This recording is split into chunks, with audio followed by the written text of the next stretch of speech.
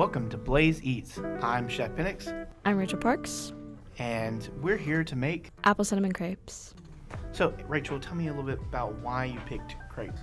So me and my two best friends, Austin Perez and Caden Johnson, were coming home from a college tour actually in Kentucky. He was going to go tour Western Kentucky University, and the Airbnb that we stayed at was actually really crappy. So we came home and it was like an all-night drive because it was pretty late when we decided, hey, we're not going to stay in this Airbnb anymore. And we got home, fell asleep for like 2 hours, and then woke up and my best friend was craving crepes, and I was like, but I want apple cinnamon something.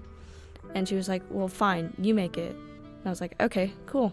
And then I made them, and it was actually really, really good. So, just on a spur, we're kind of making something that didn't really have a recipe, but Nope. now does have a recipe because Yes. in the culinary aspect, you have to kind of make up stuff as you go along until you become and make this wonderful piece of dish. So, Yay. tell me the steps that you went through on making the dish. So the first thing that I wanted to make was the crepe batter because actually the crepe batter does need to have no air bubbles to create that flat and perfect, like foldable and thin crepe. So I took my flour and I made sure that it was sifted because, well, we didn't want it to have any lumps. I took the flour, the water, and eggs that was in it, and whisked that together as quick as I could, and then set it aside to let the air bubbles kind of fall out of it, well, rise out of it. And then that was when I moved on to my apples. So, what apples did you like to pick? Personally, I love Honeycrisp apples. They're personally the best to choose out of, but I know a lot of people like Granny Smiths because of their tartness, but I like Honeycrisp because of their sweetness, and it just adds a little better texture into the... So then we peeled the apples, and then we diced them up in medium dice. Yes, sir. And then what'd you do in the saute pan? I put in white sugar, brown sugar, cinnamon, and you can feel free to add anything else like nutmeg or allspice into that, but the main spice that you want to have is cinnamon because that brings the fall and it pairs really well with the apples.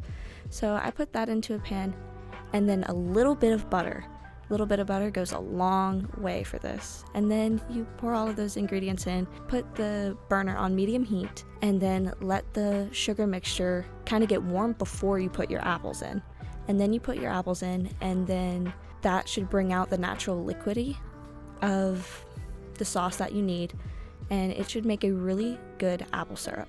So when you're putting the basic ingredients in, which are the butter and the sugar into the pan, you're heating it up, you're actually kind of making like a caramel, and that Yes. butter helps it from realistically burning in the pan Absolutely.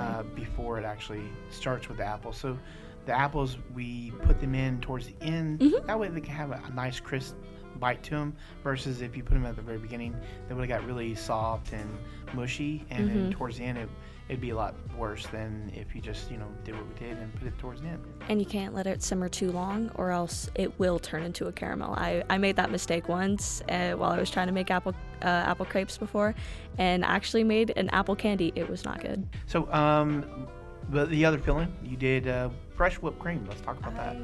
I did. So I hate canned whipped cream, which is what I actually used for the first time, and I did not like it. It was the only part that I did not like about the first original apple crepes.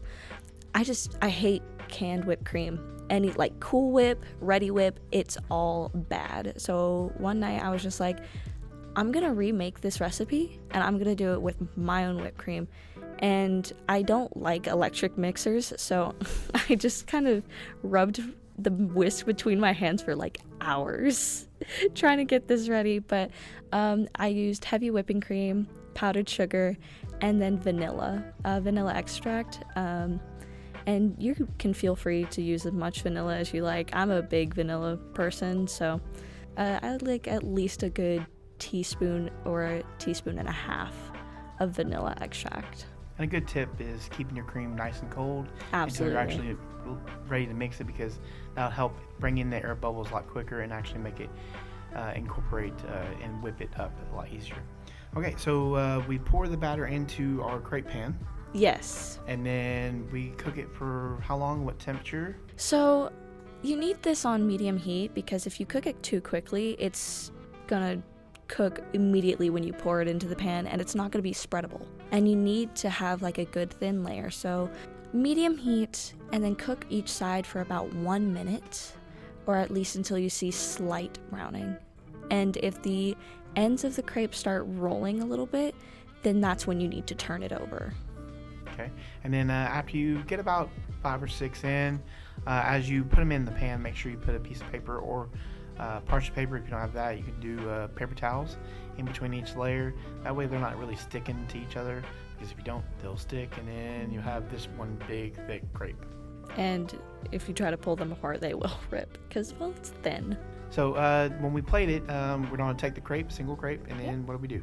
You're going to take the crepe and then you're going to put the cream on first. That is how that is how it should be. You're going to put the whipped cream on first, and then you're going to fill it with apple cinnamon, and then you're going to roll it up. You can fold it, you can simply fold it, or you can do the tri-fold. I personally like doing the tri-fold, but that's because I like rolling mine because it looks very perfect and round. And then when you're done, make as many crepes as you wish. You're going to put a dollop of whipped cream on the top and then drizzle it in some of the syrup from the apple cinnamon. And thank you for watching Blaze Eats. Go Blaze!